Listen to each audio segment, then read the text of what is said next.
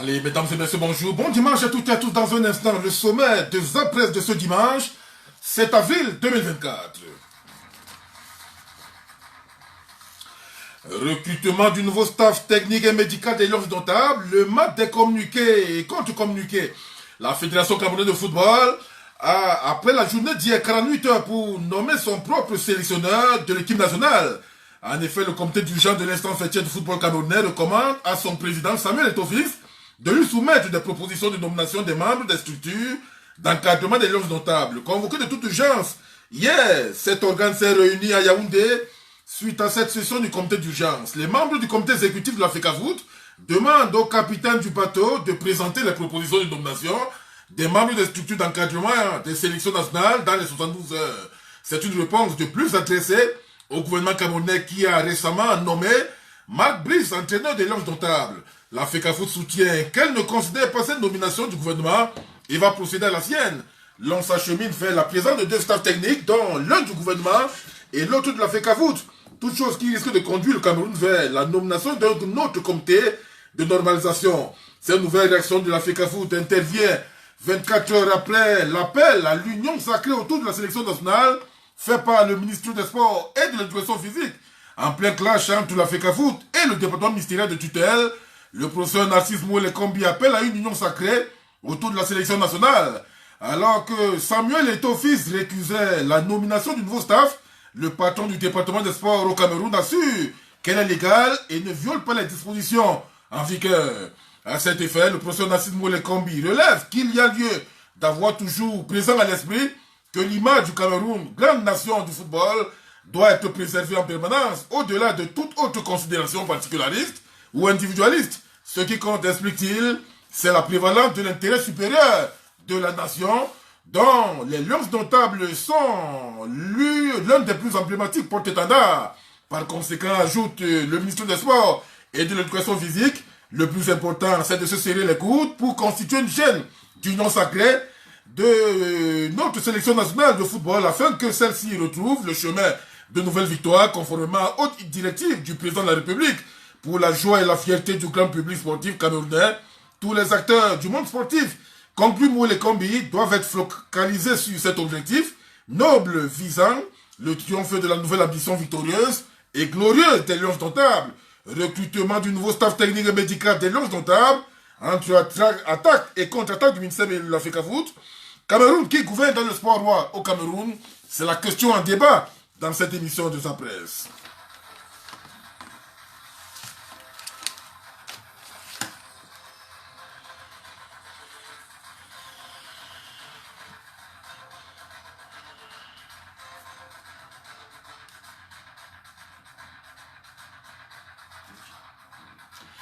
Allez, invité au débat pour en parler, Timothée Somba Bena, journaliste et directeur de publication des journaux La République et l'Élite, Tayou Kamge, analyste politique, Maître Crépin Jodo, avocat au barreau du Cameroun, Châtelain Kono, analyste de sport, Ferdinand Kungou, membre de la sous-commission communication du Rassemblement démocratique du peuple camerounais, mise en nom des diffusions de l'émission en direct, la page Facebook, le panorama Peter Spola Yanga, Régie d'antenne, Eric Aubert Dassi, collaboration Elasco pour mes journaux Fosso.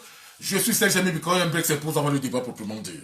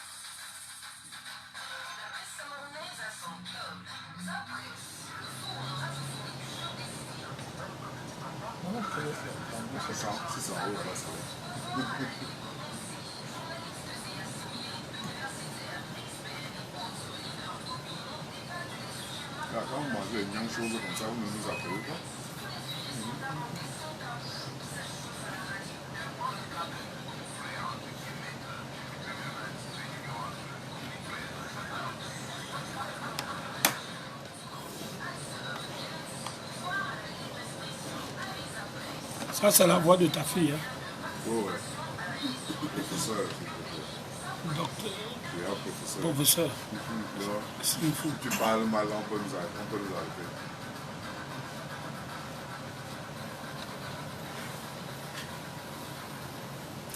Allez, avant de recevoir des invités qui sont présents dans ce studio, on appelle la presse qui a justement sorti sur ce sujet cette semaine. Et Méchance qui dit est au contre le président de la République qui a tort, qui a raison. Cameroun Tribune qui publie controverse autour du nouveau staff des Lions, polémique inutile d'après le journal pro-gouvernemental. La nomination du nouvel encadrement de la sélection nationale de football mardi dernier par le ministre des Sports et de l'Éducation physique a suscité une réaction de désapprobation du président de la Fédération camerounaise de football. Depuis, la polémique enfle autour de cette situation de Cambolaise. Le résultat, on est loin de la sérénité tant recherchée autour de l'équipe nationale du Cameroun. Autre titre paru cette semaine, le quotidien L'Info qui publie à FKFoot MINSEP, Cabral Libi détonne. D'après le président du réseau parlementaire en charge des questions de sport, il dénonce la violation incontestable par le gouvernement du décret de 2014 en ses articles 3 et 4. L'indépendant publie Marc Brice, personam non grata. La FKFoot conteste la nomination du nouvel entraîneur sélectionneur des Lions indomptables du Cameroun. La Voix des jeunes publie nomination de Marc Brice, moi les combinant l'illégalité. La nomination unilatérale du nouvel entraîneur sélectionneur des Lions indomptables par le ministère des Sports et de l'Éducation physique s'oppose au décret du numéro 2014 par 384 du 26 septembre 2014 portant sur l'organisation et le fonctionnement des sélections nationales. Autre titre paru cette semaine, c'est Mutation qui publie Lions indomptables, brise de glace. D'après le journal, le quotidien de Protea s'appuyant sur le décret présidentiel de 2014, la Fédération camerounaise de football conteste la désignation du nouveau staff technique conduit par le Belge. Le ministre des Sports va-t-il ignorer la requête de la FKFoot et consacrer l'escalade? C'est du moins la question que pose le journal. La République publie insubordination à ciel ouvert de Samuel et Tofis. D'après le journal de Timothée Somba Bénard, à rebours de son silence, acceptation de février 2022, lorsque la même procédure qu'il dénie aujourd'hui nommait son poulain, Éric Gobert, à la tête des Lions indomptables. Samuel, cette fois-ci, dit ne reconnaître l'acte du ministre des Sports et de l'Éducation physique par lequel le staff de Marc Brice a été désigné, foulant au pied tout l'arsenal juridique, précisément le décret présidentiel du 26 septembre 2014 et la convention MINSEP-FKFoot de juin 2015, tous deux scrupuleusement respectés par l'État du Cameroun et le haut accord du chef de l'État. Et Tofis affiche clairement sa volonté de défier l'ordre républicain, quitte à sacrifier l'intérêt supérieur de la nation. Or, la loi, à mode passage en force, il s'offre ainsi au barreau d'honneur au moment où tous les signaux révèlent son éviction future de Tinga qui l'a transformé en véritable café Naom. Allez, il y a le messager qui a également publié Lions indomptables, l'oiseau rare, d'après le journal de feu Bruce Diawé, illustre inconnu du bataillon des sorciers blancs, annoncé pour remplacer Éric Gobert, son bahana, le belge, Marc Brice, vient d'être nommé par le MINSEP, la FKFoot en jeu. Voilà donc quelques titres que nous avons feuilletés cette semaine et on va accueillir quelques invités présents dans le studio. Tous les invités présents dans ce studio. Je commence par vous, Timothée Somba Bénard, bonjour. Bonjour, bonjour Serge Aimé, bonjour à tous les co-panélistes, bonjour à vos millions de radio fans. Je vais les qualifier ainsi de l'émission, la célèbre émission Zapresse. C'est un plaisir pour moi d'être là et j'espère être à la hauteur des attentes des divers auditeurs. Merci. Bonjour. Merci, bonjour à vous, bonjour à vos auditeurs qui sont si nombreux. Et je commencerai par quelque chose qui m'a fait, qui m'a hérissé le poil ou qui m'a fait réfléchir ce matin. Il s'agit de quoi? Il s'agit du fait que j'ai vu une vidéo sur la toile où on a vu un pasteur sortir d'une voiture de gendarmerie. Contre toute attente, on voit des gendarmes qui s'agenouillent et le pire et le comble de tout, c'est qu'on voit le gouverneur du littoral en train de filmer ses agents s'agenouiller devant un gendarme, donc autrement dit, ce sont les oripeaux de la République qui sont mis à genoux, et ça s'en passe devant le gouverneur sans que rien ne se fasse. Rien ne se passe. Et autrement dit, on voit bien que la violation des lois, n'est-ce pas, ou des textes, n'est pas simplement le fait de la FECAFOOT ou du MINSEP, mais elle est d'ordre général. C'est entendu. Allez, Châtelain, bonjour.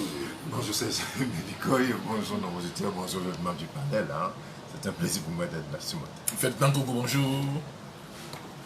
Bonjour à Charles Médicoy, bonjour à tous mes compagnons et bonjour à tous les auditeurs.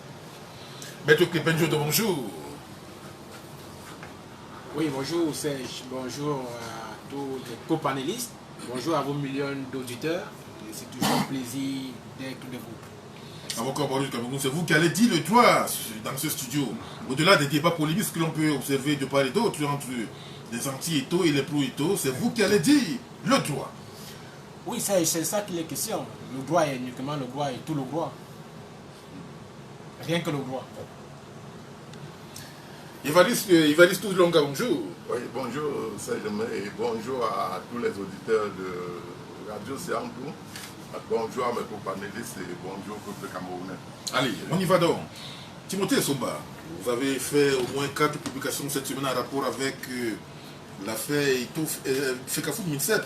Vous parlez d'insubordination d'Étofis. Pourquoi? Voyez-vous, Serge Aimé, le sujet qui constitue l'amorce de ce débat revêt 2 grands aspects. Lesquels? L'aspect politique et l'aspect juridique. Les deux étant en imbrication. L'insubordination ici est liée davantage à l'aspect politique. Le fait pour Samuel Étofis de refuser d'appliquer les instructions relayées par le secrétaire général de la présidence de la République trahit 2 choses. Première chose, c'est que Samuel Étofis estime que Paul Biya ne gouverne plus le Cameroun et que le SGPR gouverne contre Paul Biya. Deuxième aspect, c'est que Samuel Eto'o estime qu'il n'a pas d'instruction à recevoir du premier collaborateur du chef de l'État. Peut-être parce que lui a ses canaux qui lui permettent d'accéder directement au chef de l'État. C'est la raison pour laquelle on parle d'insubordination. Parce que voyez-vous, lorsque vous doutez du premier collaborateur du chef de l'État, c'est que implicitement, mais certainement, vous doutez du chef de l'État. Quand le ministre secrétaire général de la présidence de la République d'un pays, il n'y en a pas 2 au Cameroun, dit que c'est le chef de l'État qui a donné son accord pour que quelque chose se fasse, il n'y a pas à discuter.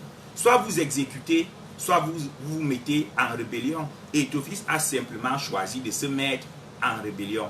Allons savoir pourquoi. Donc, c'est une insubordination caractérisée. Parce que l'élégance républicaine aurait voulu que, sachant que l'ordre vient de la présidence de la République, et donc forcément a reçu la caution ou l'onction du chef de l'État, il devrait simplement s'exécuter. Et au cas où il n'est pas d'accord, il a engagé un gentleman agreement, soit avec le ministre d'État SGPR, soit avec le ministre des Sports. Mais quelle image Étofis donne à tous les jeunes Camerounais qui croient aux institutions? Que l'on peut du jour au lendemain dénier que le chef de l'État a instruit quelque chose lorsqu'il avait besoin de 4 milliards pour amener les Lions à la CAN. C'est le même SGPR qui a instruit qu'on lui débloque les 10 fonds. Pourquoi à cet instant il n'a pas récusé l'instruction? Lorsqu'on a recruté Rigobert Song, c'est la même procédure qui a été prise, qui a été adoptée autant pour moi. Pourquoi il n'a pas récusé l'instruction du ministre de l'État SGPR?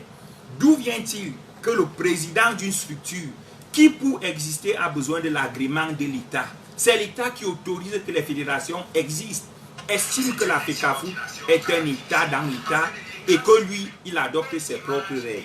Avant que nous envoyions dans les aspects juridiques, je note quelque chose depuis la sortie de la FECAFOOT d'hier.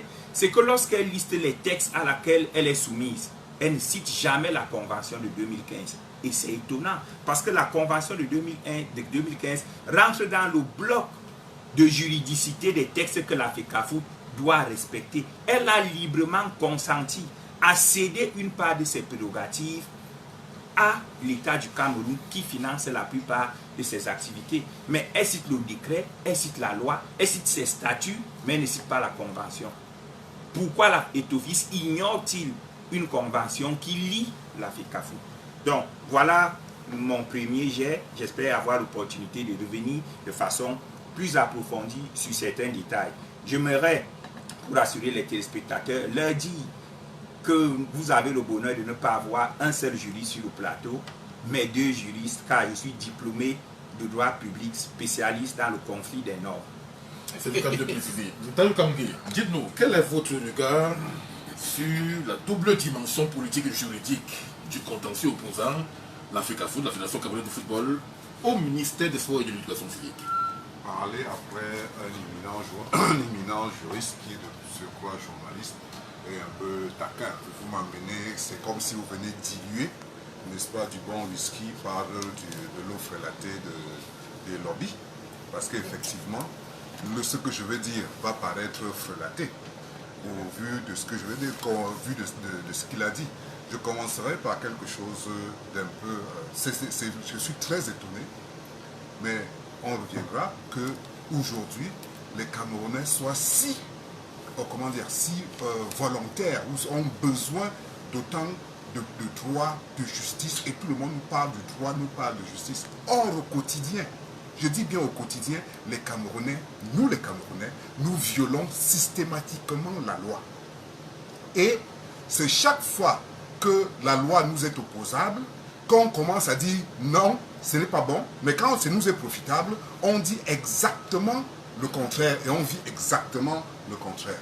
Aujourd'hui, on demande à Eto'o de respecter le droit. Je suis d'accord. On dit, le ministre a dit, c'est sur haute instruction du chef de l'État. Mais bon Dieu, le chef de l'État ne peut donner qu'une autre instruction que dans le cadre de la loi. Si effectivement il l'a dit dans le cadre de la loi, et que ça, toutes les autres instructions qui sont données par le chef de l'État, et supposons qu'elles sont toutes dans le cadre de la loi, on doit les appliquer partout. Ce n'est pas qu'à la FECAFOOT. Il y a les hautes instructions pour construire les routes, il y a les hautes instructions pour construire ceci, il y a les hautes instructions pour faire cela. Pourquoi toutes les hautes instructions ne sont pas respectées? Et on demande simplement d'appliquer, et tout le monde est focus qu'on doit appliquer. Je me rappelle, avant d'entrer dans le vif du sujet, qu'il y a un ministre, je crois à la personne d'Ahmad Toutou, qui s'est assise sur une décision, je crois que c'est je parlerai, je ne sais pas si de la Cour suprême, elle s'est assise dessus, ça a fait quoi? Ça n'a rien fait. Elle est restée ministre encore longtemps. On va donc continuer à piétiner la loi de manière institutionnelle. C'est donc le Cameroun qui est ainsi. Autrement dit, le Cameroun ou les Camerounais ont un problème avec le droit. Est-ce que la nature, le droit que nous appliquons, on a l'impression, et on va revenir dans les textes, qu'on le fait, il est à géométrie variable, il est émotionnel. En fonction des circonstances, on fait le droit. On fait le droit aujourd'hui parce que ça nous arrange. Demain matin, ça ne nous arrange plus. On est contre. Donc, vous voyez donc, le droit n'est jamais chez nous au Cameroun le fait d'une volonté de construire un État. Donc, d'amener des gens, de passer d'être d'une population à un peuple conscient de lui-même. On change, on détricote le droit tout le temps. Et on arrive à des choses aujourd'hui où on voit 2 juristes, on peut voir aujourd'hui au Cameroun, 2 éminents juristes s'opposer sur les questions aussi radicales, aussi simples. Je vous ai dit, par exemple, tout à l'heure, on a parlé sur la mise à disposition. Quelqu'un va vous expliquer, et de manière très intellectuelle, très intelligente, n'est-ce pas, que la mise à disposition, elle est en faveur du ministre. L'autre va venir vous expliquer, aussi bien, aussi intelligemment, que non, elle est en faveur d'Eto'o. Autrement dit, le droit a un problème, nous sommes en crise du droit. Et donc, ceux qui veulent nous dire qu'ils sont des juristes, n'est-ce pas, doivent commencer par s'asseoir et dire que le droit n'est pas une science exacte. Et le pire, c'est qu'elle se fait sur la base des émotions. Elle se fait sur la base du prince qui décide. Or, je reviens, là c'est mon côté un peu panafricain, excusez-moi. Le droit chez nous en Afrique se fait sur la base de la justice, la vérité et l'équité. les lois qui sont faites au Cameroun, ou tout au moins dans le système, j'allais dire occidental qui nous est imposé, sont faites sur la base des individus et au profit des individus, en fonction des circonstances. Autrement dit, le droit qu'on enseigne à Ngouakele n'est pas du droit, ce sont des lois. Ce sont des lois, et donc quelqu'un ne peut pas se prévaloir d'une juridicité particulière parce que ce ne sont que des lois, ce ne sont que des émotions. Or, il est question de comment est-ce qu'on construit un pays.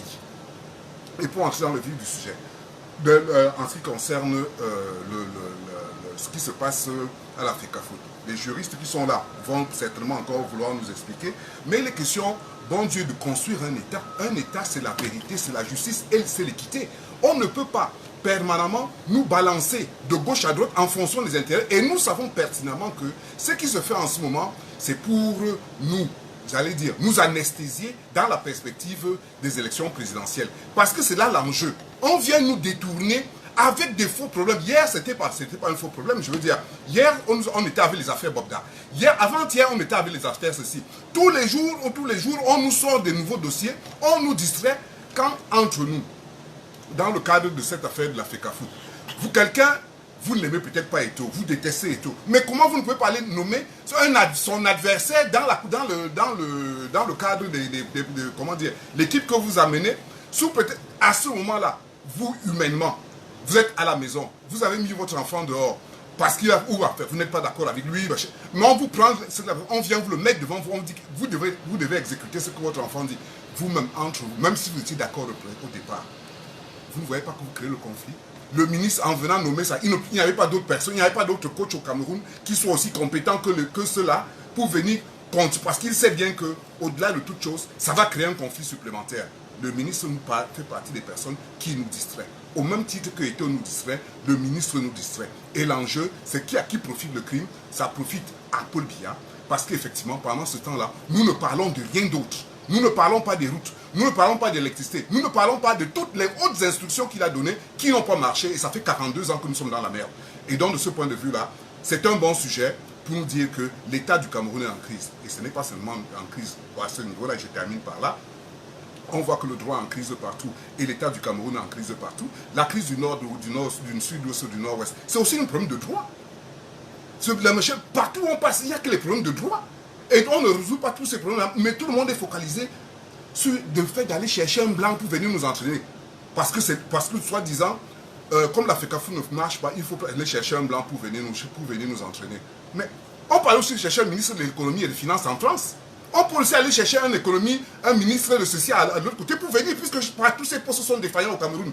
On peut aller aussi chercher un chef d'État en France. Il y a Sarkozy, il y a le machin il y a les Merkel, qui peuvent venir remplacer Paul Biya, puisque nous sommes à la recherche du blanc pour nous soigner. Nous sommes incapables de nous soigner. La question, je termine par là, sommes-nous des êtres humains? Parce qu'un être humain résout ses problèmes, il n'appelle pas le voisin pour les résoudre.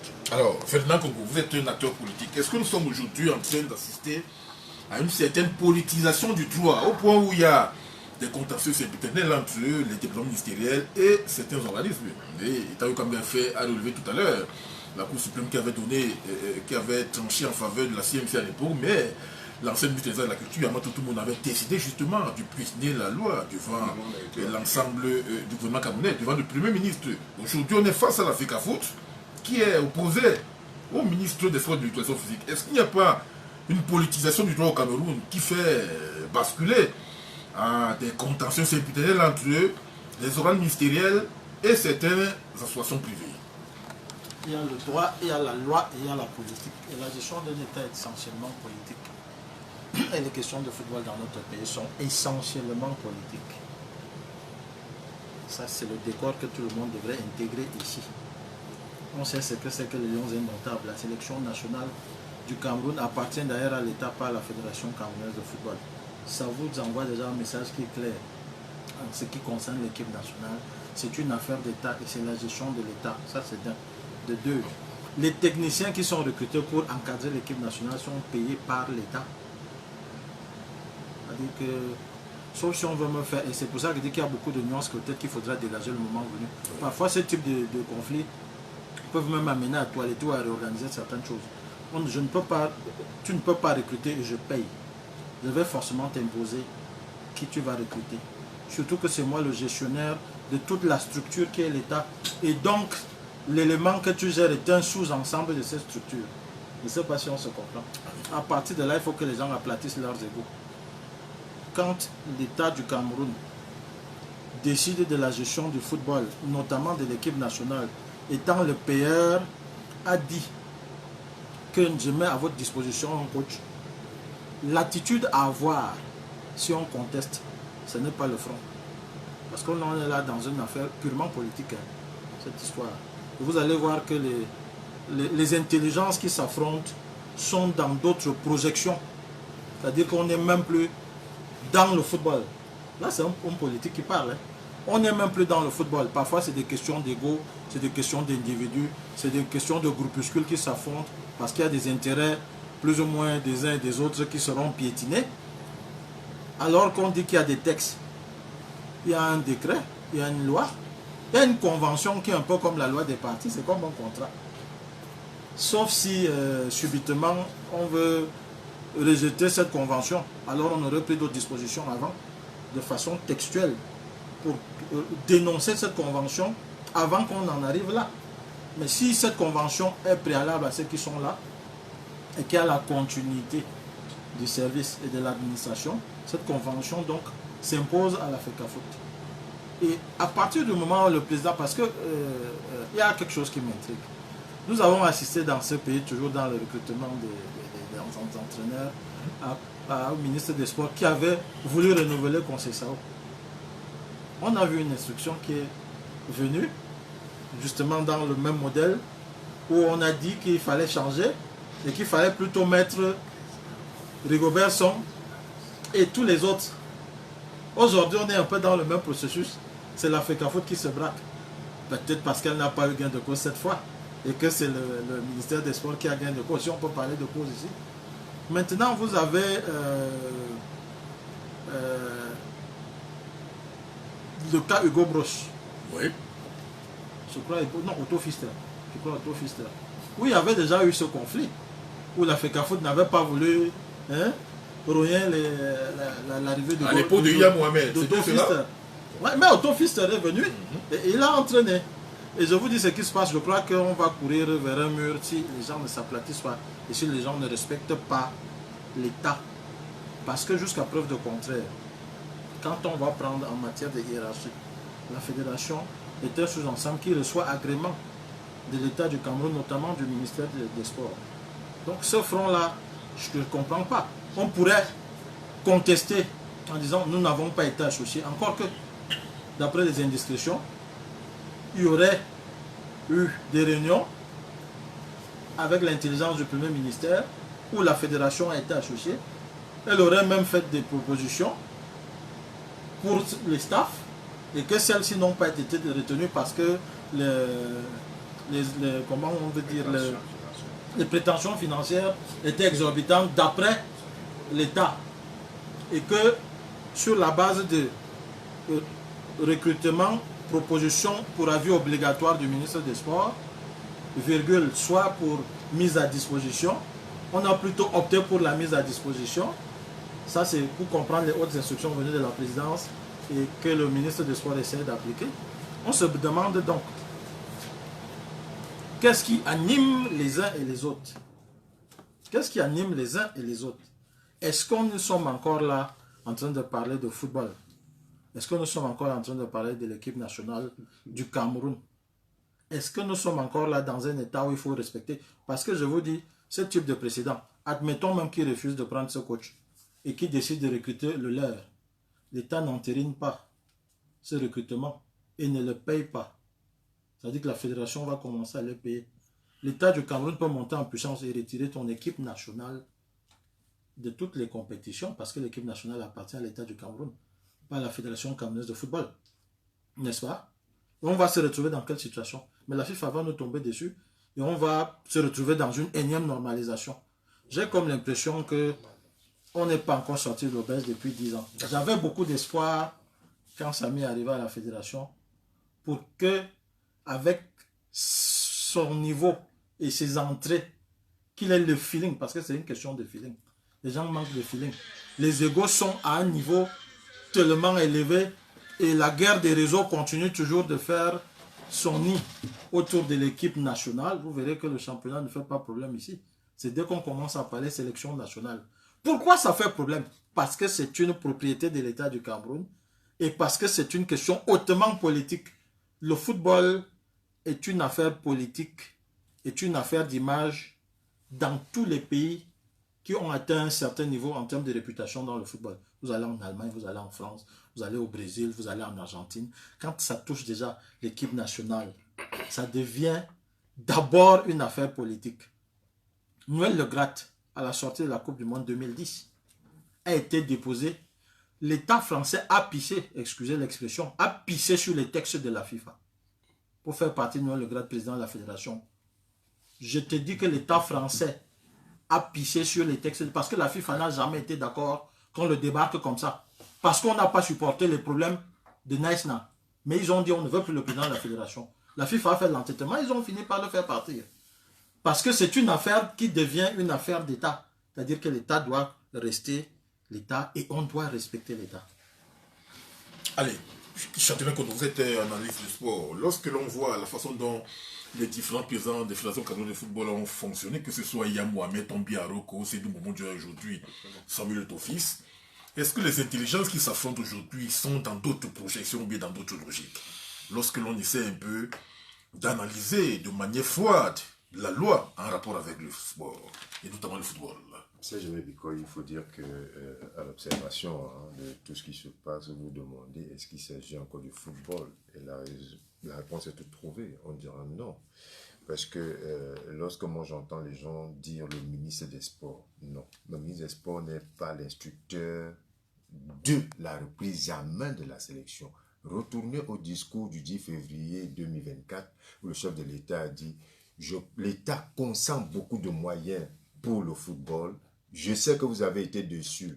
Je prends quelques bribes. Vous avez été déçus par rapport à la prestation des Lions Indomptables en Coupe d'Afrique. Aujourd'hui, il est question que nous reprenions. Et le ministre des Sports a d'ailleurs reçu des instructions à cet effet. Et le ministre d'État, SGPR, a pris la plume pour dire, a fait une correspondance au ministre des Sports en instruisant que voici ce que nous attendons. Nous avons besoin de ci, ça. Mettez-vous en branle pour nous trouver d'abord un encadrement technique. Et c'est d'ailleurs pour ça que le ministre des Sports informe l'opinion publique lorsque le contrat, lorsque pour M. Rigobertson, on lui dit on ne va plus renouveler votre contrat. Vous êtes arrivé à échéance de votre bail. Aujourd'hui, il est question que nous trouvions un autre staff technique. Et des gens ont commencé à travailler. Et ce que je constate, c'est que, effectivement, ces instructions du chef de l'État, à la Fédération camerounaise de football, on s'est aussi mis en branle, en proposant, le 12 mars, n'est-ce pas, une liste d'entraîneurs. Vous allez voir que, par ordre de préférence, malgré, n'est-ce pas, les prétentions financières qui étaient assorties de cette liste-là. Donc tout le monde vous disait, moi je veux ci, moi je veux ça. Bon, voilà, ils vous ont dit, le premier choix c'est tel, le second c'est tel, le troisième c'est tel. Comme entraîneur adjoint, nous mettons un Camerounais qui est un seul entraîneur adjoint. Il faut le dire, qui est M. Pago. Nous avons vu la liste circuler. Et maintenant, nous avons vu comme entraîneur de gardien M. Thomas Nkono, proposé avec les prétentions financières. Et on a fait une copie à qui de droit, c'est-à-dire au ministre d'État, secrétaire général de la présidence, parce que c'est lui qui gère l'aspect administratif. Parce que les gens confondent beaucoup de choses au sein de la présidence de la République. Les gens pensent qu'entre ce que l'on doit faire, en ce qui concerne le manger, le dormir, la réception des invités et autres, et l'administration de la République. C'est pour ça que le secrétaire général de la présidence, qui est chargé de l'aspect administratif de la présidence, a donc instruit, et monsieur le ministre des Sports a fait son travail. C'est-à-dire que lorsqu'on a envoyé la liste, les propositions de la fédération, il a pris acte.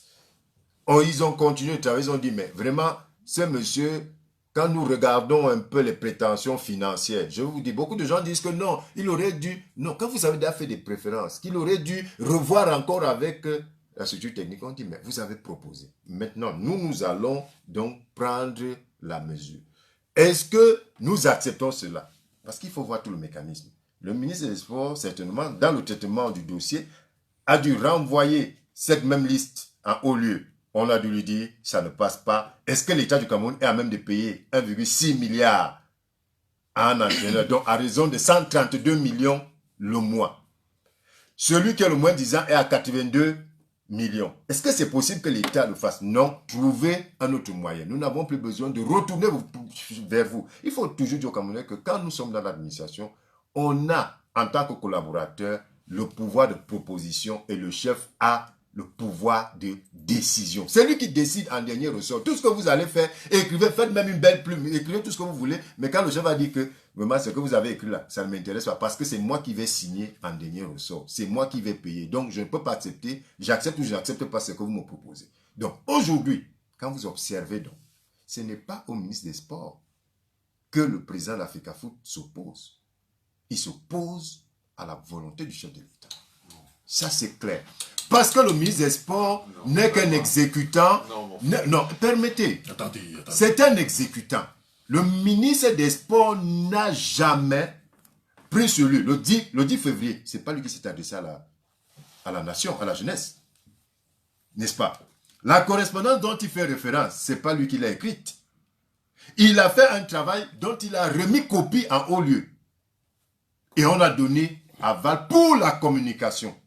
Parce qu'il faut dire que le ministre des Sports a communiqué sur le choix du haut lieu. Et d'ailleurs, ce n'est pas nous qui le disons. Même le président de la Fédération de football a souvent l'habitude de dire, a dit dans des interviews que vraiment, ce pan-là ne dépend plus de la Fédération, ne dépend même pas parfois du ministère des Sports, mais dépend de celui qui peut faire, c'est qui décide, qui dit que voici ce que j'attends de vous. Pourquoi? Parce que l'État du Cameroun est celui qui paye. N'est-ce pas? C'est lui qui paye. Maintenant, tout ce qui arrive dedans doivent donc se mettre au-delà même de la loi. Vous voulez donc maintenant que nous entrions dans cette affaire où les gens parlent des textes du décret 2014. Oui. Lorsque, par son nom, le professeur Wona, en 2013, fait signer ce décret, parce qu'il faut le dire, que c'est une bataille qui résulte de tout ce qu'il y a eu au Brésil. Les gens ne se sont pas entendus de qui devait faire quoi là-bas. Lui, en tant que président du comité de normalisation, et l'autre, en tant que ministre des Sports, ne s'entendait pas de qui faisait les délégations, qui devait être le coordonnateur, qui faisait ci. C'est d'ailleurs pour ça que vous allez voir que on a soustrait, n'est-ce pas, la possession de la gestion proprement dite à l'État du Cameroun. C'est-à-dire qu'ils se sont mis là, ils ont dit, voici. Et je vous dis, on dit bien sélection A, hein. Vous allez observer, on dit sélection A, toutes les sélections, on dit même que le président de la fédération nomme le coordonnateur et tout ce que ça peut, vous vous êtes rendu donc compte. Maintenant, en 2015, lorsque les gens, en février 2015, lorsque les gens se rendent compte que non, là il y a un problème, l'État se rend compte qu'il y a un problème. On dit, venez avec la convention. C'est pour ça qu'elle est signée après. On dit, maintenant, là, ce qui concerne l'équipe nationale A, Fagnon, voici ce que nous allons mettre. En ce qui concerne l'encadrement technique, soit vous signez le coach, soit maintenant l'État met à votre disposition un encadrement technique. Et c'est ce qui est fait. D'ailleurs, c'est sur ce pan-là que a surfé dans l'État pour dire que non, faites-nous les propositions ici, faites-nous venir tout ça. Et le ministre des Sports n'a fait que son temps, renvoyer cette copie-là et on a donné quitus. Aujourd'hui, les gens sont en train de s'opposer. Quand vous dites que ce n'est pas s'opposer aux instructions du chef de l'État, à quel moment est-ce que vous, même lorsque vous êtes à l'administration, je vous ai dit, même lorsqu'on est à l'administration, la manière la plus élégante, c'est que même lorsque vous n'êtes pas d'accord, vous écrivez tranquillement et vous attendez à qui de droit. Parce que celui qui instruit, l'instructeur est là. C'est le président de la République, via son collaborateur direct, qui a dit, on attend ceci. Et qui a donné l'onction? Monsieur Molekombi, qui est un exécutant, je vous dis encore, c'était un exécutant des instructions. Et on dit, quand on vous dit une instruction, c'est une instruction. Ce n'est pas vous. On ne vous demande pas travailler et vous me renvoyez ça. Je vous instruis. Et quand vous instruis, vous faites votre travail. Donc aujourd'hui, là, moi je vous dis sincèrement, à la lecture, c'est pour nous faire comprendre que ce pays, à son égard, donc pour lui, il estime que c'est lui le président de la République. Parce qu'en s'opposant formellement, en disant, moi, quand il va s'asseoir avec des gens, on dit que le comité d'urgence dit que propose-nous. Pour faire quoi? Pendant que il y a déjà eu une communication officielle du gouvernement. Même si la loi n'est pas bonne, vous attendez et vous, il y a des endroits où il y a le tribunal administratif. Allez là-bas, allez au tribunal administratif et on va vous donner gain de cause. Allez-y donc, placez donc votre question. J'ai bien écouté ce qu'il a dit, a dit mon frère là. Je voulais savoir, est-ce qu'une haute instruction, c'est une norme juridique? Deuxième, je vous le pose oui. Parce que au-delà de ça, vous connaissez en sociologie le passager clandestin, n'est-ce pas? Ça veut dire qu'on vous dit d'aller faire quelque chose, vous profitez pour régler autre chose. Je m'explique. On lui a certainement demandé de faire des propositions. Mais quand il va chercher un staff, ou toute une partie du staff, dont il sait que sur le plan humain, simplement, vous l'avez déjà s'il vous plaît, ne revenez pas. s'il vous plaît, je pose allez-y,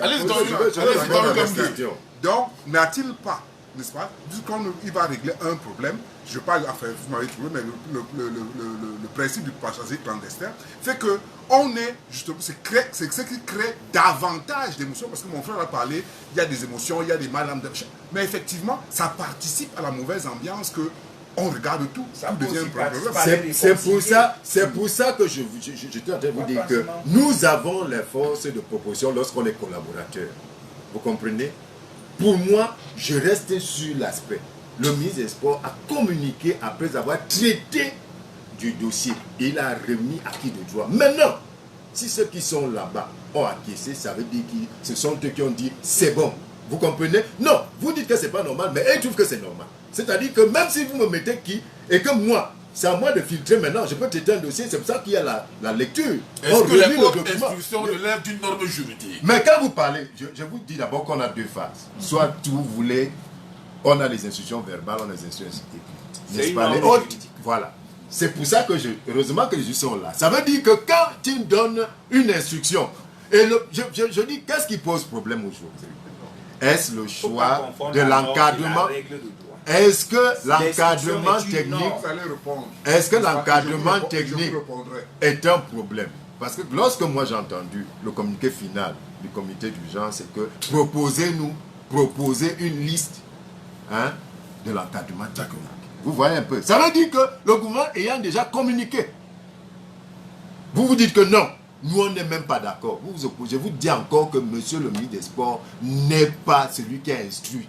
Le président de la République a été clair le 10 février. Il a dit, le ministre des Sports a reçu des instructions pour la cause. À partir de ce moment, si vous n'êtes pas d'accord, vous écrivez à celui qui lui a donné l'instruction. Vous ne vous adressez pas comme je vois là, le ping-pong, vous vous mettez là, vous écrivez, vous vous asseyez là-bas, vous dites que non. Si vous n'êtes pas d'accord, écrivez à l'instructeur et que l'instructeur vous réponde en disant, ok, je me rends compte que vos revendications sont formelles. Moi, je vais donc maintenant peut-être rectifier en demandant au ministre des Sports, celui que j'ai instruit, de reprendre sa copie. D'accord.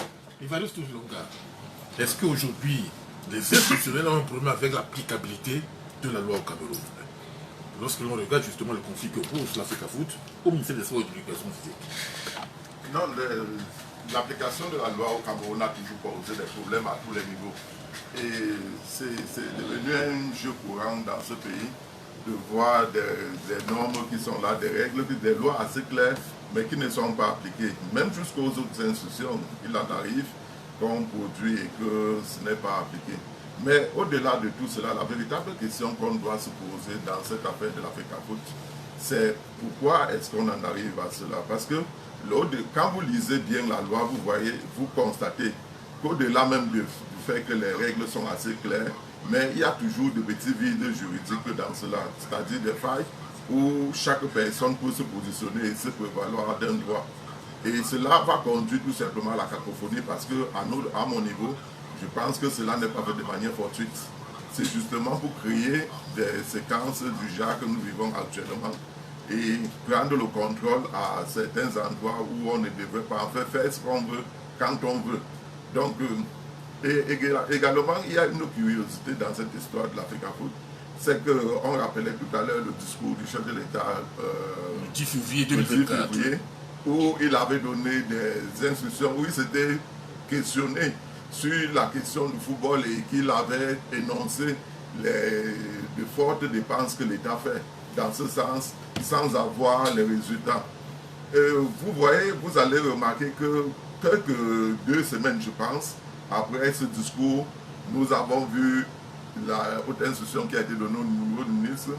Par la suite, nous avons vu l'annonce de la fin du contrat de Rigobert, à grande pompe, une manière même de préparer les consciences, de sorte qu'on ne va pas du tout reconduire son contrat. Et ça veut dire que dans cette histoire, il y a une sorte de célérité qui n'est pas commune au fonctionnement du gouvernement.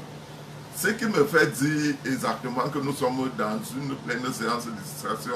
Parce que si maintenant, le coach qui a été choisi, là, le coach même en personne représentait une qualité de coach qu'on comprendrait qu'à partir de lui, on peut avoir des résultats. Là encore, la situation était acceptable. Parce qu'on pouvait dire que l'action du gouvernement est motivée par la recherche du résultat. Mais quand on voit le profil du coach, on est encore en droit de se poser des questions. Et tout à l'heure, le copanéliste a parlé du choix de quelqu'un qui était rentré dans le conflit avec le président de l'Africafoot au point de démissionner. Pourquoi est-ce que cette personne a été réintégrée? La question est tout à fait normale. Est-ce qu'en réintégrant cette personne dans le staff, on peut s'attendre à avoir l'ambiance nécessaire qui va conduire au bon résultat de l'équipe? La réponse encore, c'est non. Ça veut dire qu'on est en droit réellement de se poser des questions. Est-ce que l'État, dans son action, recherche véritablement le résultat ou est dans une sorte de cacophonie ou dans une sorte de distraction? La question est se poser, mais je pense quand même que nous avons tout intérêt à ce que les choses marchent bien dans ce pays. Ça veut dire que dans chaque domaine, chacun doit se montrer par une certaine excellence. Et vous comprenez ici que nous avons également beaucoup à reprocher au président de l'Africafoot qui est arrivé suscitant beaucoup d'espoir. On savait que de part, étant professionnel du domaine, étant pratiquant de la discipline, on pouvait s'attendre, étant jeune, puisque la jeunesse est devenue même un projet de société désormais dans notre pays.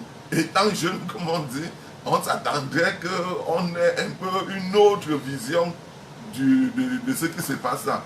Et je pense même que politiquement, puisque là nous sommes dans une affaire entièrement politique, politiquement, si vous analysez, si vous lisez bien entre les lignes, vous voyez que par cette action, l'État est en train de déconstruire ce projet de société qui se fait de manière fortuite comme ça, en donnant que la jeunesse peut réaliser. Non, l'État est en train de déconstruire ça derrière cette affaire de l'Africafoot. Ne soyez pas surpris que demain, lorsque la campagne va commencer, on va vous dire que vous avez parlé de la jeunesse. Voilà un jeune qu'on a mis à l'Africafoot, qu'est-ce qu'il en a fait? Et ça, c'est de ça, puisque lorsque nous sommes maintenant en train de parler, puisque de l'autre côté, nous voyons avec la véhémence avec laquelle on est en train de décrier les occupants des pouvoirs de la République, à savoir le président de la République, le président du Sénat et le président de l'Assemblée nationale. Pendant que nous sommes en train de dire que non, ce sont des personnes trop âgées et incapables de fournir les résultats qu'on attend d'eux. De l'autre côté, ils sont en train de nous démontrer que voilà des personnes trop jeunes et incapables de faire quoi que ce soit. Donc je pense que l'affaire est simplement politique et le régime par là est en train de préparer son agenda. Absolument rien à voir avec le sport, encore moins avec le football. Sinon, le point où il fallait s'accorder pour régler ce problème devait être au niveau juridique. Commencer déjà par éliminer tous les vidéos juridiques, tous les points à polémique, transformer la convention en loi ou en décret même, de sorte qu'on ne soit plus posé à ce problème hiérarchique des normes. Vous voyez donc, toute cette cacophonie est conservée simplement dans le but de renvoyer des personnes aussi loin que possible des vraies préoccupations qui sont actuellement celles de l'État du Cameroun. D'accord. Allez, Maître Crispin Djourdo, le président de la Fédération camerounaise de football, met en avant l'article 3, alinéa 1 du décret du 26 septembre 2014 qui accorde à l'Africafoot le droit de choisir ses membres d'encadrement technique.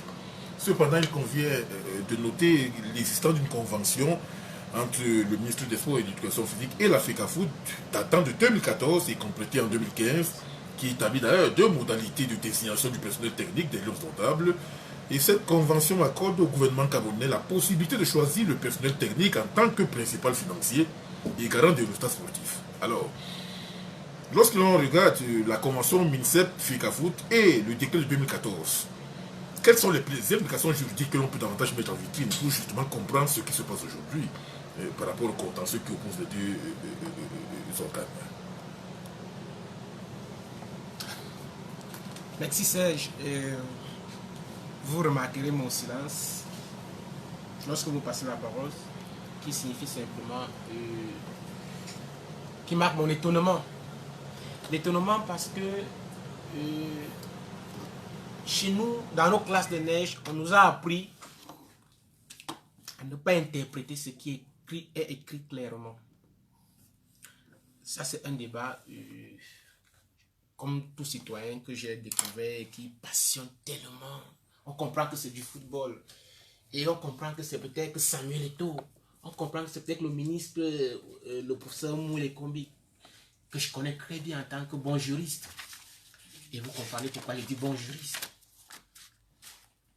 Mais ce qu'on ne comprend pas, c'est que nous, Camerounais, nous, citoyens, nous n'arrivions pas à lire, je dis bien lire ce qui est écrit dans les 2 documents que vous avez visés. On a d'un côté le décret de 2014. Serge, avant de nous lancer dans des conjectures, qu'est-ce que ce décret dit? Il faut savoir comment est-ce qu'il est intitulé. Le décret du 26 septembre 2014 est intitulé « Portant organisation et fonctionnement des sélections nationales de football ». Voilà l'intitulé du décret. Quand vous allez dans son article 3, Serge, l'article 3 alinéa 1 vous dit exact. La gestion administrative, premier temps, sportive, deuxième temps, technique, troisième temps, des sélections nationales de football relève de la compétence de la Fédération camerounaise de football dénommée FECAFOOT. Il y a un point, cette alinéa est terminée. On vous dit que la gestion administrative, technique et sportive relève de la FECAFOOT. Maintenant, l'alinéa 2 de ce même article 3 vient vous dire la gestion, cette fois-ci financière. La gestion financière des sélections nationales de football est assurée conjointement. Conjointement, c'est-à-dire il y a 2 personnes. L'État du Cameroun et la FECAFOOT sur la base d'une convention. C'est-à-dire que le décret a prévu la convention. Qu'il y a une convention. La convention n'est pas prévue pour la gestion administrative. La convention n'est pas prévue pour la gestion sportive. La convention n'est pas prévue pour la gestion technique. La convention est prévue pour la gestion financière. C'est dit. Alinéa 2 du décret de 2014. Article 3. J'ai lu. La gestion financière. Pour la relier. La gestion, article 2 de l'alinéa. La gestion financière alinéa 2. Conjointement par l'État du Cameroun et la FECAFOOT. Ça, c'est la base d'une convention. Oui, ça, c'est l'alinéa 2. Et je précise encore, parce qu'il faut lire de façon. Je précise encore que l'article 3 dans son alinéa 1 a organisé la gestion administrative, technique et sportive. En évitant de se prononcer sur la gestion financière. Et c'est là où l'alinéa 2 de ce article vient indépendamment maintenant régler le problème de la gestion financière. Pour vous dire, elle appartient désormais à 2 personnes, l'État et la FECAFOOT. Sur quelle base? Sur la base d'une convention. Très bien. Lorsqu'on a placé ce décor sur le décret, allons maintenant regarder ce que cette convention en elle-même, a visé. La convention de 2015, dans son article premier, je préfère qu'on s'arrête d'abord là, est intitulée objet, parce que nous les juristes, en tout cas pour tout le monde, vous savez que quand vous faites une convention, il faut fixer le cadre. Et c'est ce cadre qui est dénommé objet. Allons lire l'objet de la convention qui est contenu dans son article premier. Objet. Alinéa 1 de cet article. La présente convention a pour objet de définir les modalités de collaboration entre la Fédération camerounaise de football, si après dénommée désigné FECAFOOT, et le ministère chargé des sports, dans le cadre de la mise en œuvre, dans le cadre de la mise en application des dispositions du décret de 2014. C'est clairement dit. Alors, si on s'arrête là, puisque c'est ainsi que ça finit, la mise en application des dispositions de 2014. Tout à l'heure, on a lu le décret de 2014, oui, qui, en son article 3, alinéa 2, a invité la convention dans la réflexion et dans la bataille. Donc, la mise en application de cette disposition de l'alinéa 3, de l'article 3, alinéa 2, qui gère de l'aspect financier, intéresse donc cette convention. Et elle ne s'arrête pas là. La convention continue et dit: elle détermine, clarifie et harmonise les missions dévolues à chacune des parties. Là, on est à l'alinéa 2. Et je précise qu'on est toujours dans l'objet de la convention. Très bien. On va donc aller évoluer à la convention. On va arriver à son article 4, je pense bien. Alors, qu'est-ce que l'article 4 nous dit? D'abord, l'article 3. L'article 3 nous fait savoir que l'État peut, par des subventions, injecter son argent dans la gestion financière de la FECAFOOT. Je ne sais pas si... Je voudrais que nous arrêtions et que nous comprenions. L'État injecte. Oui. Alors, l'État injecte donc sur quelle base? On a lu le décret de 2014, alinéa 3, article 3, alinéa 2, qui nous a dit que l'État conjointement assure la gestion financière. Et c'est cette gestion financière dont il est question. Parce que quand j'apprends, quand je lis que les gens, quand j'apprends et je lis et je vois ce que les interprétations qu'on en fait, quelqu'un m'a même dit non, l'argent de la FECAFOOT, c'est l'argent de l'État. Attention. Attention. L'État injecte une partie qui peut être sous forme de subvention. Et c'est cette partie-là qui fait office de deniers publics. On ne faut pas confondre les choses. Lisez-nous tout. Il ne faut pas confondre. Et maintenant, lorsque ça fait objet de deniers publics, oui, le responsable, le dirigeant de la FECAFOOT a à charge de faire ce qu'on appelle une reddition de compte. C'est-à-dire pour donner le compte rendu de ce qu'il a fait, de l'argent qu'il aurait reçu en tant que subvention. Ça ne concerne pas la totalité des avoirs de la FECAFOOT. Ça concerne la partie où l'État s'est intéressé, à laquelle l'État s'est intéressé. Alors, le débat donc aujourd'hui... Continuons d'abord jusqu'à la fin. Le débat aujourd'hui... Le débat aujourd'hui, il est donc là. Qui est-ce qui nomme l'encadrement technique à la tête des Lions et Lontards, en tout cas de l'équipe nationale, l'équipe Fanion A. Et vous voyez très bien que cette dénomination est précise, encadrement technique. Encadrement technique nous renvoie à quoi? À la gestion technique. La gestion technique qui est encadrée juridiquement par les dispositions de l'article 3, l'alinéa 1. Administratif, sportive et technique. Vous n'êtes pas encore là, 9. Hein? Vous êtes arrêté à 4. Maintenant, Descendons. Laissez-le. Descendons. Calmez-vous, calmez-vous. Non, Vous allez réagir finissons. après. Il a commencé à lire. C'est lui qui a la convention. Calmez-vous, Finissez calmez-vous. toute la Mais tout convention. c'est vous qui avez la parole. maintenant, Il faut tout lire.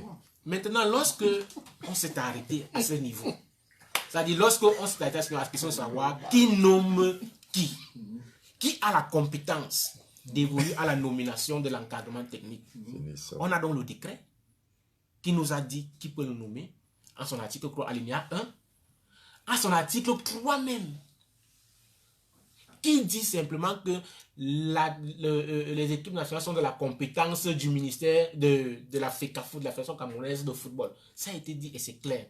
Maintenant, la gestion financière, à la question de savoir, pour parler de façon simpliste, qui paye qui? Allons à l'alinéa 9, non? Et là, le débat ne se pose pas. Parce que l'État peut payer. L'État peut apporter sa contribution pour payer et ça ne posera aucun problème. Maintenant, ce qui gêne aujourd'hui, en tout cas, moi, c'est la question que je m'interroge, aux interrogations qui sont faites, elle est simple.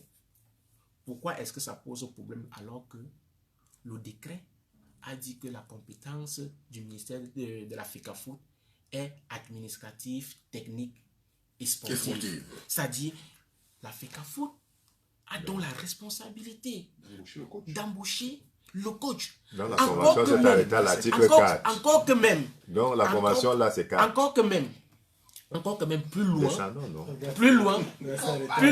Il s'arrête en route. Plus loin. Allons plus loin. Plus loin, je pense. On doit arriver. On doit arriver. Plus loin, je pense que. Quand on lit un document, Calmez-vous. Plus loin. Le maître sur lequel la parole. Plus loin. Plus loin. a dit que le gars s'arrête en route. Lisons tout. Lisons tout. Plus loin. On lit un truc, on s'arrête. Maître Joe lit la loi. Allez-y, Maître Plus loin, Joe. je pense. La loi s'arrête en route. Je pense que. Il n'a pas encore achevé. Je pense même plus loin. Je Alors à pense la fin que là-bas. Mais laissez-le le temps parler. la question aujourd'hui qui se pose est une question simplement d'interprétation. Et malheureusement, on n'interprète pas une loi. Malheureusement, on n'interprète pas des textes juridiques. On ne les interprète pas. On les applique. Et je vais sortir. Non, laissez-le. Je vais sortir. Juge qui s'appuie sur la Je loi. vais Il faut que nous lise d'abord En jusqu'à la fin. ce temps, On ne peut pas avoir une convention. Et c'est la convention. C'est comme si les auditeurs à la maison, on va dire que c'est 4. Attendez, Non, il y a 9. calmez-vous. Allons là-bas. Calmez-vous. Allons au terme de la convention. Non, je n'ai pas mal. Je veux qu'on lise jusqu'au bout. Nous sommes à la il faut pas Je vais continuer peut-être pour permettre Voilà. aux panélistes de dire, de placer un mot. Je dis, les débats, c'est quand nous faisons une analyse, les débats de personnes, les débats politiques, et vous avez compris que quand on analyse, je reste dans un champ purement juridique. Le débat politique ne m'intéresse pas trop. Parce que si nous rentrons dans l'aspect politique, j'ai à dire et j'ai à donner ma position. Et la position est laquelle? Si on est dans un aspect politique, ok, l'État, dans sa volonté de vouloir assurer quoi que ce soit, ou à vouloir assurer, Le type ne veut pas lire. à vouloir gérer et régler certains problèmes, l'État est au-dessus de ça. Et celui qui est président de la FECAFOOT aujourd'hui, il doit savoir qu'il est président de la FECAFOOT et que les actes qu'il pose, les actes qui incombent à la présidence de la FECAFOOT sont des actes d'ordre public qui intéressent forcément l'État. Et à partir de ce moment, on peut comprendre, en tout cas moi je peux comprendre, la lecture portée par celui qui a écrit le communiqué qu'on a lu. Je dis bien celui, le professeur Narcisse Moué Kombi. Quand je lis, C'est le ministre. Pas si je mets un ministre, je mets sa mère politique. Voilà.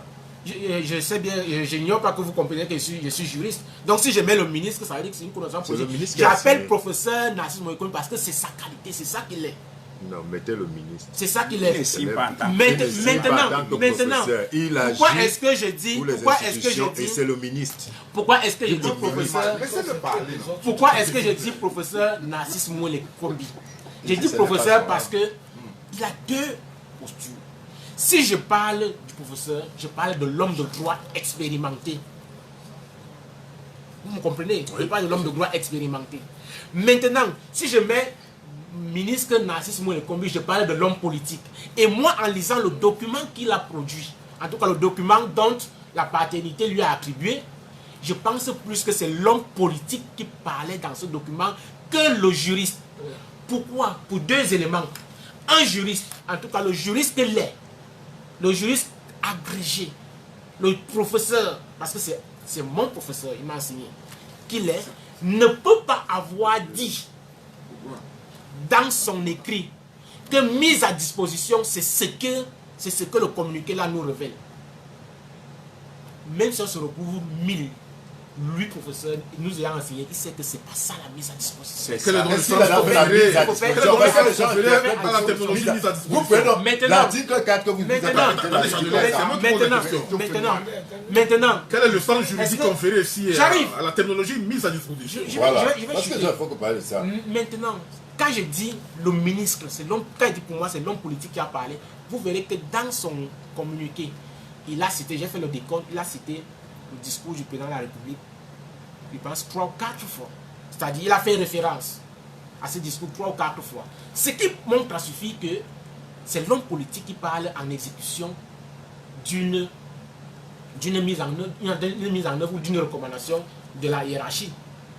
Sauf que, et je voulais dire à mon ami de la droite, sauf que le discours n'a jamais et ne sera jamais un acte administratif. J'espère qu'on se comprend. Maintenant, c'est quoi la mise à disposition? La mise à disposition veut deux choses. D'abord, c'est une expression de droit administratif. Il ne faut pas qu'on se trompe. La mise à disposition est une expression de droit administratif qui veut deux choses. Première chose, il aurait fallu au départ que celui qui est mis à disposition appartienne à une institution. C'est faux. C'est-à-dire que les Camerounais... Deuxième chose, lorsqu'il appartient à une institution, lorsqu'il appartient déjà à, si on prend un ministère, nos gouvernements, à un ministère, qu'il soit déjà pris en charge là-bas et qu'on le mette à la disposition d'une autre structure. Application au cas d'espèce.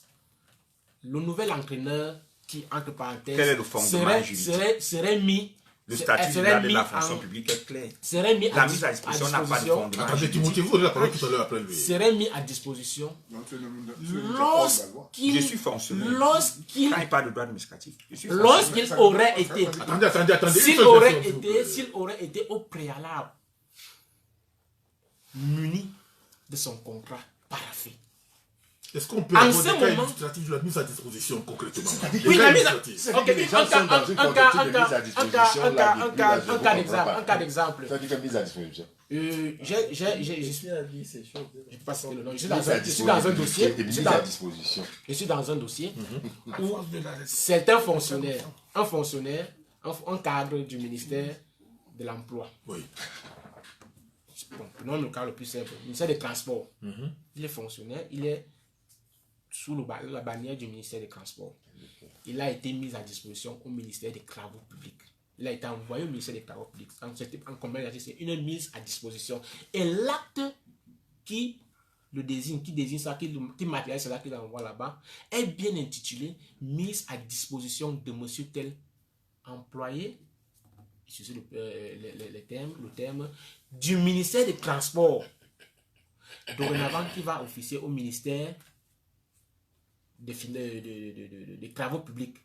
Et on précise bien son cadre de paiement. Le ministère qui l'envoie peut décider soit il reste payé par le ministère qui l'envoie, soit on dévolue la charge là, à celui qui va le recevoir. Sur quel fondement juridique? C'est ça le principe de la mise à disposition. Comme je le rappelle encore, c'est deux principes. Un, il faut déjà être sous contrat. Sous contrat ou alors être un fonctionnaire si c'est le cas, si on est dans le cadre interne. Maintenant, on quitte de là et on te met donc, lorsqu'on a la charge, on a ta gestion, on met donc à la disposition d'un organisme. C'est ça la mise à disposition. La mise, c'est-à-dire qu'on vous met donc à la disposition, de là où il y a le besoin. Dans le cas d'espèce, Brice, en tout cas, le nouveau coach, s'il avait déjà paraphé son contrat, on aurait su qu'en grand temps, il appartient déjà, il est fonctionnaire du ministère des Sports, donc fonctionnaire de l'État. Parce que si le ministère des Sports signe son contrat, il appartient déjà au ministère des Sports.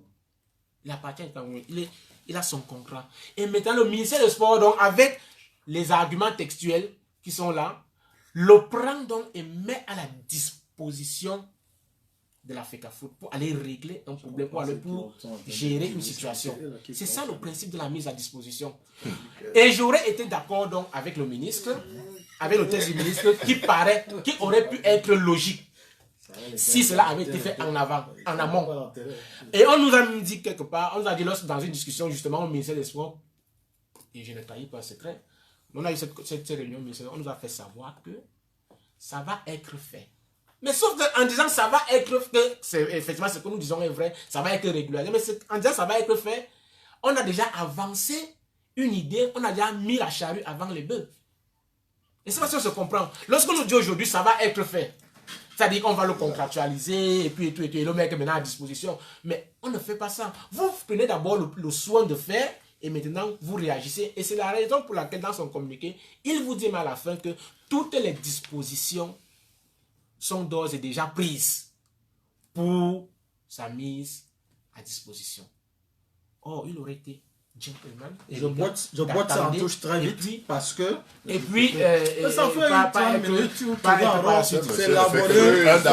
C'est laborieux, mais il a dit que le gars, c'est l'article 4. L'article 9 est où? Je boite ça en touche... Le gars dit c'est qui? Je vais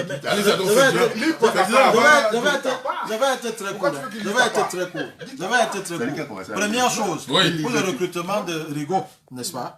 On a vu que c'est la présidence qui donne le là. Parce que c'est la présidence en fait. C'était pas bien, non? C'est la présidence en fait Ça avait violé la loi. qui recrute.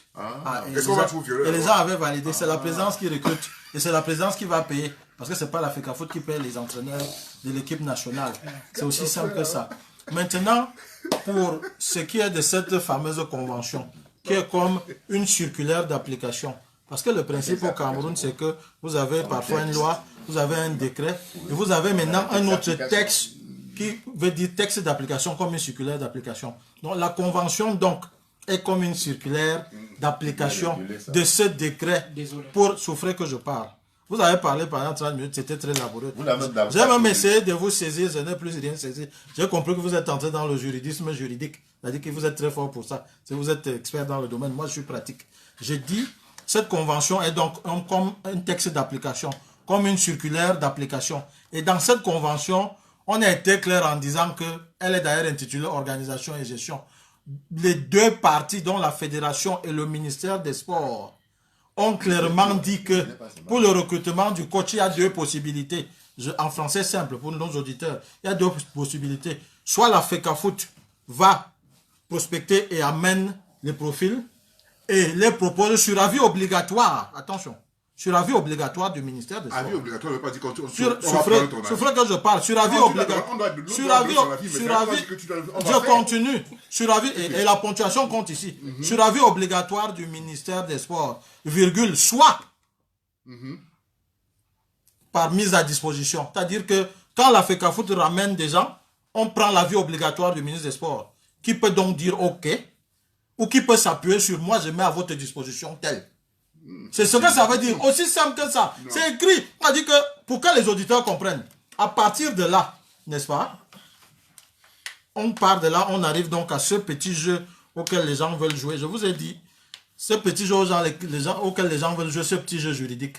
La mise à disposition. Il y a même ici. Des arguments juridiques. Tu voudrais que je parle, moi je suis un politique. La mise à disposition ici, c'est quoi? C'est que le ministre des Sports, qui représente l'État dans le domaine du sport et notamment du football, n'est-ce pas, pour la gestion de l'équipe nationale, qui est une propriété de l'État du Cameroun, et qui reçoit ordre et instruction du premier Camerounais, qui est le président de la République, décide donc, après avoir reçu ordre, que je mets plutôt à votre disposition, je ne valide pas vos propositions, mais je mets plutôt à votre disposition telle que je vais payer, donc que j'ai, dans l'État, parce que c'est lui qui paye. C'est de ça qu'il s'agit. Aussi simple que ça. Maintenant, si les gens estiment que cette convention n'est pas bonne, il y a les tribunaux administratifs. On ne fait pas le front.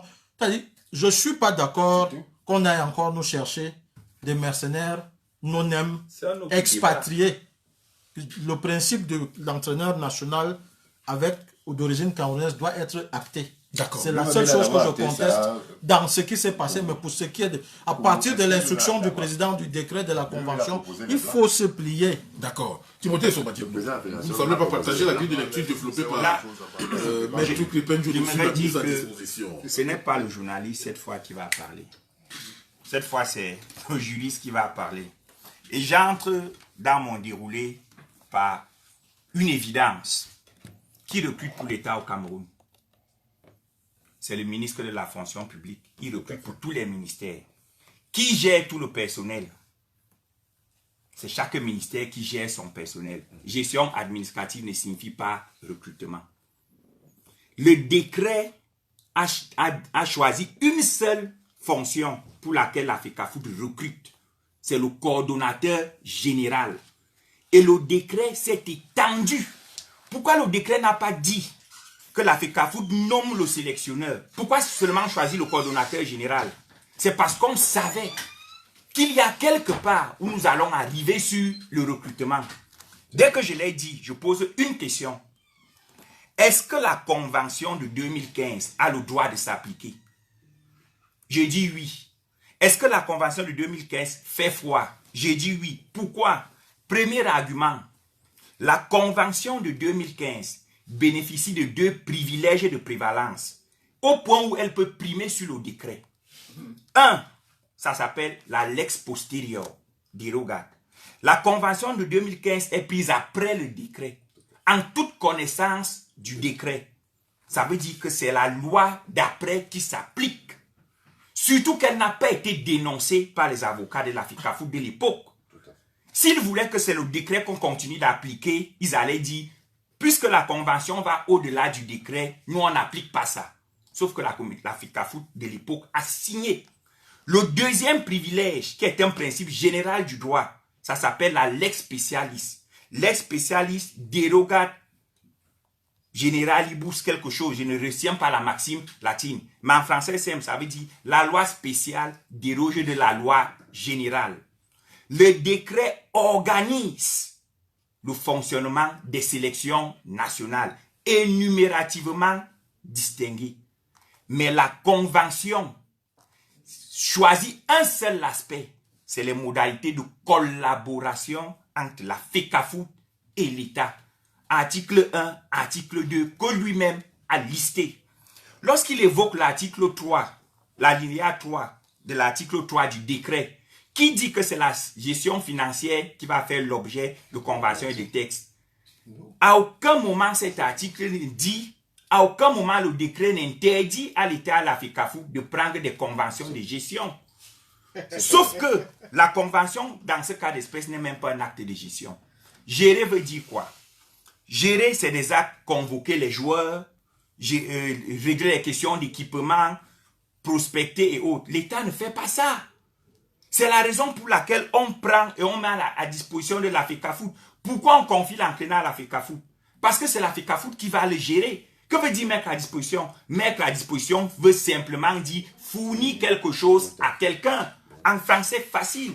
Et pourquoi Maître Njodo sur ce plateau refuse de lire l'article 9? Je vais donc vous faire ce qu'on appelle un commentaire d'article. Ici, qui obéit à des principes. Le fait de refuser de lire l'article 9 trahit quelque chose. Il faut donc le lire in extenso et en faire un commentaire. Non, ce n'est pas long. Ce n'est pas long. Qu'ils lisent, on va Oui, Calmez-vous, s'il vous plaît. Voici l'article 9. Le recrutement et salaire des structures d'encadrement. Article 9 de la Convention de 2015 adoptée. Parce qu'il faut dire aux auditeurs, la convention n'est pas un acte unilatéral du ministère. La convention est un acte d'accord parti FECAFOOT, MINSEP. Et lui qui est certainement privatiste, c'est ce que dit l'article 1111 du Code civil. Les conventions et accords tiennent lieu de loi pour les parties. Ça veut dire que dans tous les domaines où il faut gérer à deux, c'est la convention qui va s'appliquer. La loi des parties, ici, c'est la convention. La convention, c'est un acte entre FECAFOOT et MINSEP. Et on n'a pas mis la corde au cou à la FECAFOOT pour signer la convention. Maintenant, que dit l'article 9? Recrutement et salaire des membres des structures d'encadrement. Alinéa 1. Les membres des structures d'encadrement des sélections nationales de football sont recrutés. Et le dernier, ça s'appelle l'avis conforme. C'est-à-dire, j'ai l'obligation de te consulter et j'ai l'obligation de faire ce que tu as donné comme avis. Voilà les 3 types d'avis. Mais, par respect, d'accord, les parties ont convenu que ce sera un avis